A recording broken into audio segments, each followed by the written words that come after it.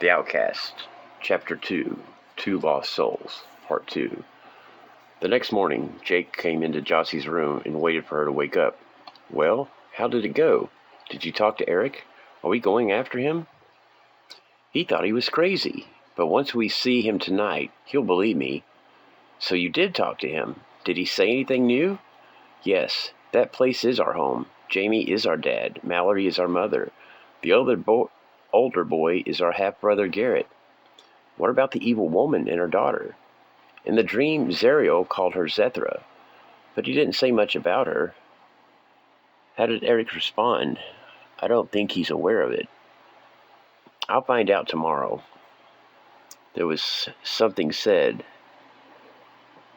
I think the Zethra was jealous. Jealous of you? No. Jealous of her mom. Like I said, it was weird. Jake, Jossie, breakfast, said Elma. Meanwhile, back outside the town, the bandit captain and his two boys found his other men that Jossie killed. Time to go to town and see what we can find out, he said. They rode into Silver Springs and stopped at the tavern. Bartender, I need some information. 2 of my men were here yesterday. This morning I found them dead. Does anyone know who they might have been with yesterday? They were talking to Jed over there. Jed, come here. Did you talk to my boys yesterday? Yes, sir. They stole a wagon, but sometime later a warrior woman came back with the wagon and their horse. What direction did they go? To the next village, toward Westgate. Would you recognize this woman? Yes, she was very odd. Okay, boys, let's go. We're going to next door. It takes a strong personality, ruthless cunning, and a silver tongue to keep a gang of bandits in line.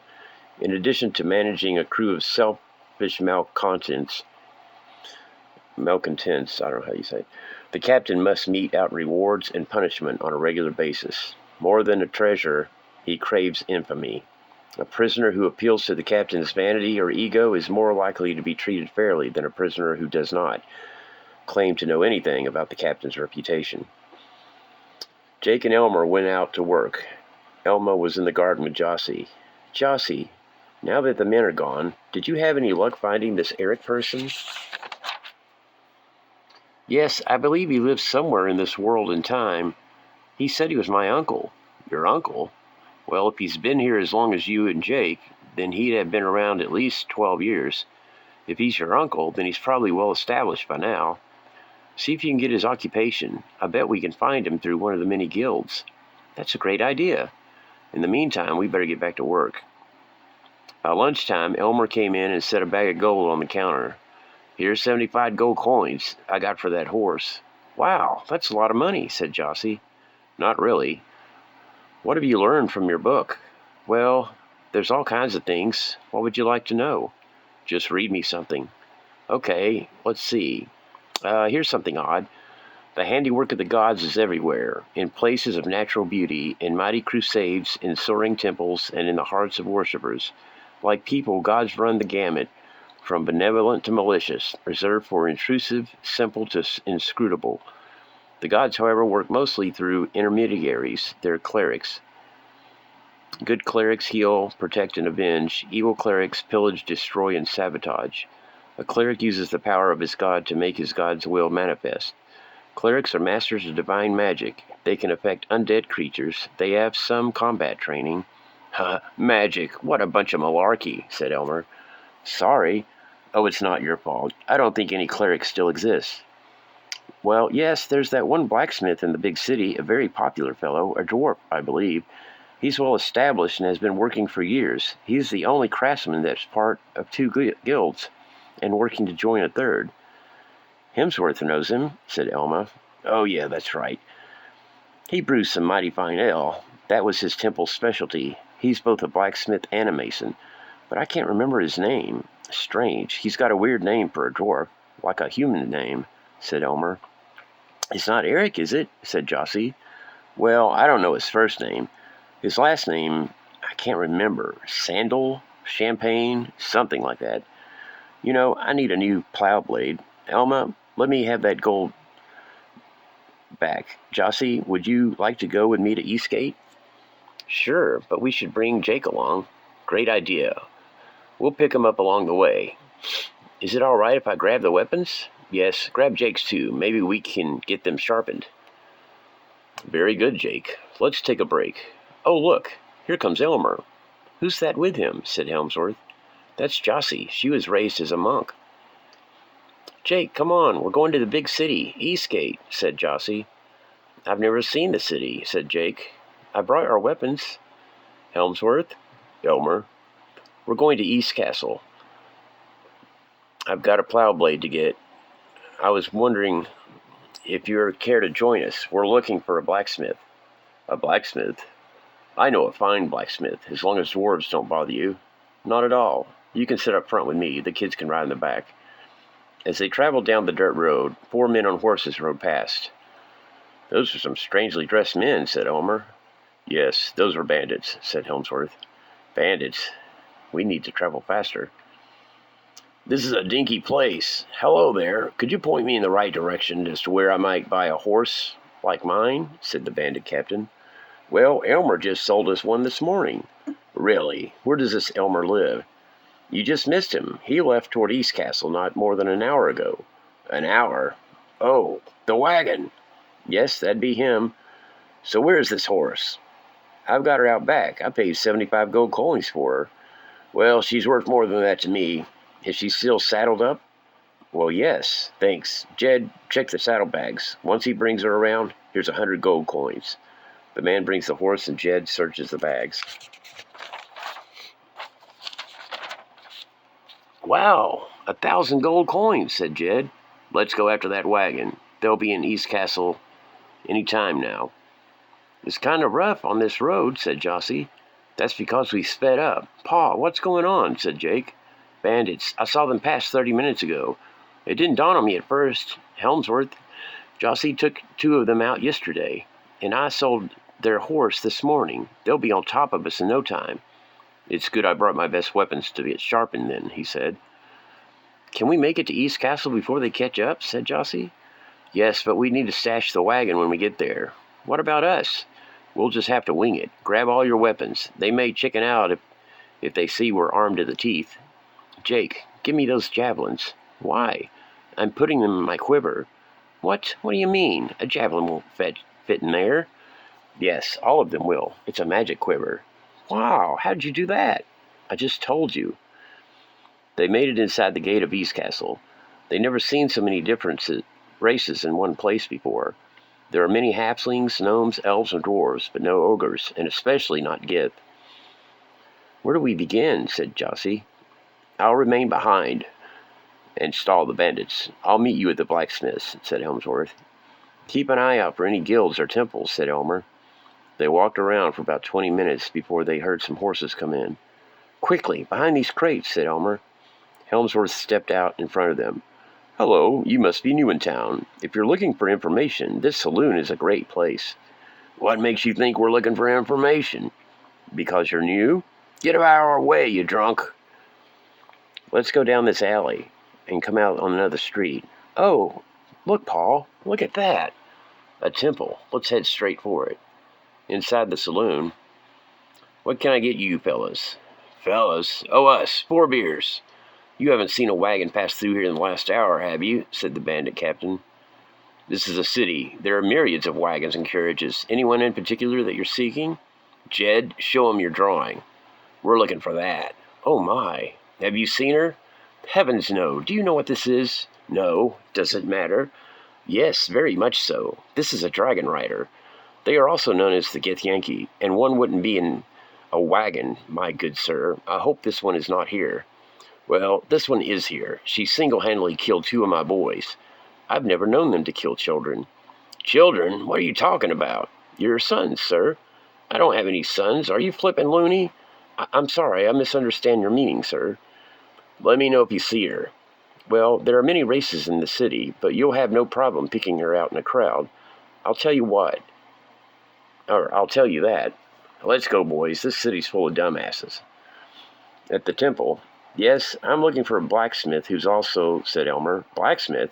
You must be new in our city. This is what is called a temple? I know that. What I mean is the dwarf, the cleric. Oh, Shamblin. Yeah, I knew it was an odd name for a dwarf. Is he here? No, but here is a map of the city. His shop and residence is here. Do you have a map we can borrow? Yes, you're holding it. You may have it. Thanks. He lives just down the street, said Jossie. I'm hungry, said Jake. You can read a map? You're always hungry. After we get our business done first, said Elmer. Okay, boys, we're splitting up. If y'all see her, blow your signal whistle. And if you hear someone blowing their whistle, please run in that direction so we can ambush her. Understand? Yes, boss. I'm not a boss. I'm your captain, lame brain. Now move. Shamblin's Smith and Bar? But there's 2 doors. Which one do we use? Said Jossie. One is the bar, the other is the shop, silly, said Jake. They entered the shop. Hello. I haven't seen such a motley crew here before. An ogre, a gith, and a human? Are you adventuring? Said the dwarf. No, my name's Elmer. I'm a farmer, and these are my adopted children. Oh, I'm Shamblin, name's on the door. What can I do for you? Elmer's glue? I need a new plow blade, and Jake has some weapons that need sharpening. I see. These are well used. Looks like orc. You fight some orcs lately? No. Why would you think that? Said Jake. Well, there was a band of orcs pillaging farms in some of the villages around here. Now they are all dead, slaughtered. The average orc carries a great axe and a javelin. These weapons you have here are orc marked. I'd say you killed about 4, if I had to guess. Despite the fact that you and your sister are young, you're both probably pretty powerful. That can't be. When would they have done that? They're either always with me or my wife Elma, said Elmer. Well, we found them this morning. I'd say it'd have happened either last night or the day before. Meat's still pretty fresh and not consumed by the wildlife yet. Well, Elma was with them yesterday on their travels. She must have been afraid to say anything. How many did you find? 4 orcs and an orc eye of Grumsh. He carried a shield and spear usually, and here you have 4 javelins, 3 great axes, and a spear, and yet your ogre has a great axe and an orc shield as his own weapon. Some of the orcs we found were smashed, as if 2 giant fists had done him in. About the size of your boy's fist there, I'd say. Curious, said Elmer. I'd say with power like that, he'd come in pretty handy. Have you been trained, Jake? Yes, as a barbarian fighter by Mr. Helmsworth. Helmsworth? He's a fine warrior, a rare find indeed these days. You know Helmsworth, said Elmer. Yes, we fought many battles together, many battles. I wouldn't go into battle without him. He prefers a warhammer to a sword. His influence on me, on my preference, he influenced me on my preference to one. It comes in pretty handy when you're fighting undead skeletons. Skeletons? What are those? Said Jake. They're in my book, said Jossie. Well, he is quite the war master, said Elmer. He came up with us and should be here directly. Now he's the one you should be adventuring with. I would even take off work for a good old-fashioned adventure. Let me know when you decide on your next journey. Well, hand me your weapons and I'll get to work. Follow me and I'll show you what plow blades I do have. And if you 2 mighty warriors would like some free beer, just next door, tell Henry I sent you. I also have a friend who'd like to come along as well. He's getting old, but he's still very useful. Jake and Jossie went next door for some beers. Jake, I think that's Eric. Are you sure? You need to find time to ask him first. In front of Paul? Why not? He's already suspects we were the ones who killed the orcs. Yeah, but barely.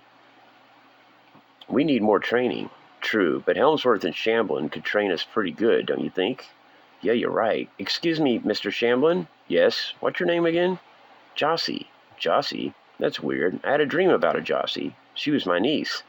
Yes, we've already met. Your name is Eric, isn't it? Well, yes. Did Henry tell you? That old codger. No, you told me in your dream. Remember? I was human. You told me about my brother Garrett and my dad, Jamie. What nonsense is this, Jossie? Leave the man alone so he can do his work, said Elmer. No, she's right. I don't know how to explain it, but she came to me in my dream. Jake, I'm your Uncle Eric, brother to Jamie, who is your father, your real dad. How can that be? None of you are even the same race, said Elmer. Well, it's a long story. Let me finish my work and I'll explain it to you over lunch. Yes, I'm starving, said Jake. Hey, Henry, tell Henrietta we have 3 staying for lunch. Make that 4, said a deep voice. Hemsworth. About time you showed up, said Elmer.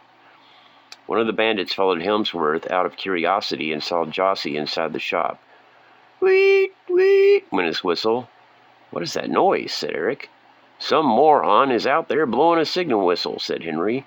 The bandits! I forgot about them, said Elmer. Bandits? Henry, is he dressed like a bandit? Said Eric. Yes. Henry ran to the front and pulled a lever. Metal walls slid down to cover the windows and doors, full-plate armor walls from the ceiling. He and the others ran upstairs and grabbed some bow and arrows. I'll be back, said Eric, and went upstairs. Curious, Jossie ran upstairs to see the men firing arrows on the bandits below outside the shop. Within minutes they had killed 2, plus Jed. They wounded the captain and dragged them all inside. After questioning the captain, they killed him and loaded their bodies on a wagon headed for the local pig farm. Eric came back down with the others. Okay, you owe us for that. Here's my suggestion, and I won't take no for an answer. Elmer, you go home to your wife. Jake and Jossie will stay here. Here's your plow blade. But I can't leave the kids, said Elmer. Yes, you can. I thank you for raising them and taking care of them all these years, but it's time we found our way back home. We're gearing up. Jossie, I'll go with you to Madame Zim's. Meanwhile, my squad will be packing and getting ready. I have to stop by the old city. I promised some nights I'd call on them if something came up. Plus Sandra, said Jossie. We'll stop there last. There's parts of that city that needs to be explored before we leave, said Eric. I've already been to the dungeons below the castle and the temple. Good. All that's left is the guild and the graveyard, then. Graveyard? Yes, the undead. We have to make sure Zethra is not still alive. That explains the vampire found under the castle. One of her minions, no doubt. But where will you be headed? Where is home? Said Elmer. The distant past. That's where we're from. Prehistoric Earth. When magic ruled and iron was undiscovered. Henry, retrieve Thomas, would you? Thomas came downstairs. He had a long beard and was human. Who is that? Said Jossie. Jake, Jossie, meet your grandfather, the king. Your father and I are the princes. Thomas tried to stop Zerial after she banished me here and changed me into a dwarf. He witnessed the whole thing, but before he could gather the guards, she sent him here shortly after I arrived. But he's human, and so should we all be. She turned me first to laugh at me, but then realized I'd tell on her, so she banished me here. Now why she changed you two, I don't know. I had no idea you were even here. I thought Thomas and I were the only ones, so I've done all I can to be successful in order to find people with knowledge of the past, so one day I could go back and set things right. But if we go back, we'll run into the Lich, said Jossie. Yes, I have been preparing for 12 years. Meet Cade and Dalton. Cade's a druid rogue warrior, a druid rogue and ranger, and Dalton is a warlock. Thomas, is a wizard. What about Madame Zim? She's got magic items, said Jake. Well, she should. A 20th level sorceress she is, and she's not human. Yes, she is. We saw her. No, that was a disguise spell she uses. She's a tiefling. Her apprentice is dragonborn, called Tabitha. Tabitha's not much older than Jake. Is Zerial dangerous? Yes, very much so. She's the most powerful person I've met, but there are others who are more powerful than her. You see, before I knew who she was, we used to date, but she's nuts. She flip-flops all the time, some mental disorder, I believe. If you try to leave her, she'll hunt you down, but if she leaves you, you're good to go. She can't live alone, but she drives you crazy if you live with her. So one day I'd had enough. She kept coming around for help, so I'd help her. Then she'd get upset about something trivial, and we'd be in an argument. She'd leave, and then after 2 weeks' time, the cycle would start over. What Jossie witnessed was one of our last arguments before the banishment. One night I was by myself. She teleported to my room in the castle, angry and excited. She finally was going to get her revenge on me for not being able to keep her happy. At first she turned me into a dwarf, so I told her, no big deal. Wait till everyone sees what you've done, they'll understand why I left you. That's when I disappeared and ended up here, at this new castle. Thomas saw the whole thing, but before he could help, she cast him out also. I can only assume she did the same thing to you. She turned you into races that people fear, thinking you'd be isolated from people in society. She was always jealous of Jamie's marriage and children. What I don't know is what happened after I left. We need to get back there and find out. Well, I've known Jake was your nephew. If I would have known Jake was your nephew, I'd have worked him harder, said Helmsworth. So, Jossie and Jake will go with me. I have a black war carriage. We'll use that. Let me go with you. I can drive, said Helmsworth. Great idea. Kids, this is my war carriage. As you can see, it's completely black and armored. It's pulled by 2 horses. It holds 6 people, 2 outside and 4 inside. Up top is where the driver sits. Under the bench is a weapons box full of arrows, bow, and other trinkets. The armor is ironwood. There is a hole in the roof with railings so you can climb up and fire arrows if need be. Also, the rear wall folds down so you can shoot out the back. There are no windows, but slits that slide open. There's an escape hatch in the floor. Also, on the walls and under the seats are weapons. It can float and glide. They load up and go to Madame Zim's. Hello, may I help you? Oh, Mr. Shamblin, how is your father Thomas? Said Tabitha. Gearing up for an adventure. Is it time? Yes. Is Zim here? In the back. Thank you. Zim, how are you? Oh, I should have guessed. You are the mysterious Eric. Children, that book I let you borrow was written by your grandfather, Thomas the historian.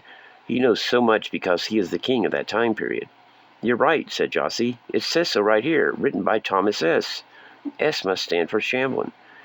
You will need my help. There are a lot of things I must gather, but first I must be honest with you. I've been using a disguise spell. Every time someone enters the store, Tabitha greets them, giving me time to cast the spell. As you can see, I'm a tiefling. Wow, you're scary, said Jake. Jake, that's not nice, said Jossie. It's all right. We will all fit in where we're going. No one will recognize who you really are. Follow me. I need all these items in this room put in these chests. We can't possibly fit all these on the carriage, said Jake. Silly boy, they're magic chests. Now fill them up. I need a favor from you. Can you cast spells? Said Jossie. Why, of course I can cast spells. I wouldn't be much of a sorceress if I couldn't. What do you need? I need a spell so my arrows return to me at my command, and also a heat metal spell as well. No problem. There's a spell for weapons like that. So when you call for your weapon, it teleports to your hand. I can imbue these arrows with it, plus everyone's weapons also. Your arrows, however, will just teleport to your quiver, plus I'll make them as magic weapons also. They loaded everything in the chests, almost the whole store. The chests were huge and heavy. Then she cast a spell, and they all disappeared. Where'd they go? To another plane. Let's go. Helmsworth, Eric, Jake, Jossie, Zim, and Tabitha got in the carriage. By the time they got back to East Castle, Dalton and Cade had everything loaded up on the war wagon. Everyone ready? Said Zim. She opened up a gate. On the other side was the old city. They passed through it just outside of Sandra's bookshop. They parked in an alley. Jossie left by herself to see Sandra. Hello? Oh, Jossie, you're back. Did you find your brother? Said Sandra. Yes, and my uncle, and my history. Well, that sounds exciting. I'm here because I want your help. We've gathered a squad, and I want you to come. Well, I really can't leave the shop for long. That's the best part. We can come back even before you leave. Time travel? Yes, we're going back in time before the Lich took over, I hope. Well, let me gather my things. I'll return. I've got to get the knights in Stony. Randolph, I need to speak with Edmund. Jossie, you've returned, Your Highness. Yes, we're going to go through the other 2 dungeons. Other dungeons? Yes, one is under the guild house, and the other is under the graveyard. I had no idea. Edmund is out back training new recruits. Thank you. Edmund, I need your assistance for a job. Well, Miss Jossie, more dungeon work? Actually, yes. I'll gather them in. There will be more joining us. Splendid. Once they were gathered together, there was Jossie, Jake, Eric, Helmsworth, Thomas, Zim, Dalton, Cade, Sandra, Edmund, John, Henry, Royal, Alfred, Stoney, Raleigh, Tabitha, and Casser. How are we going to get into the dungeon? Only guild members are allowed in, said Sandra. Hello, Sandra. I'm Shamblin, Jossie's uncle. I belong to 3 guilds. What is a guild artisan? Said Jossie. Guild artisans are associated with other artisans, well-established part of the mercantile world, freed by talent and wealth from the constraints of a feudal societal or social order. You learn your skills as an apprentice to a master artisan. As a cleric, I came from a temple famed for brewing. The gods of the forge are patrons of artisans who work with metal, from a humble blacksmith who keeps a village in horseshoes and plow blades. The god of the forge teach that with patience and hard work, any metal can be transformed into a piece of art. Clerics of these deities search for objects lost to the forces of darkness, liberate mines overrun by orcs, and uncover rare and wondrous materials necessary to create potent magic items, to craft and use heavy armor and powerful weapons to protect them.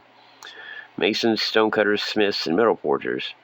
The guild will provide us with the lodging and food, pay for our funeral, and place to meet other members and potential patrons, allies, and hirelings. Guilds wield tremendous political power. If accused of a crime, they will support us if a good case can be made for our innocence or the crime is justifiable. We can gain access to powerful political figures. Some become traveling merchants. I'm sure I can get in. Shamblin, welcome. You came all the way from East Castle to visit? Well, I heard you had rats in your basement. Big rats. Basement? Yeah, the dungeon. That's been sealed off after East Castle was established. Well, we need to get in. Trouble's been brewing.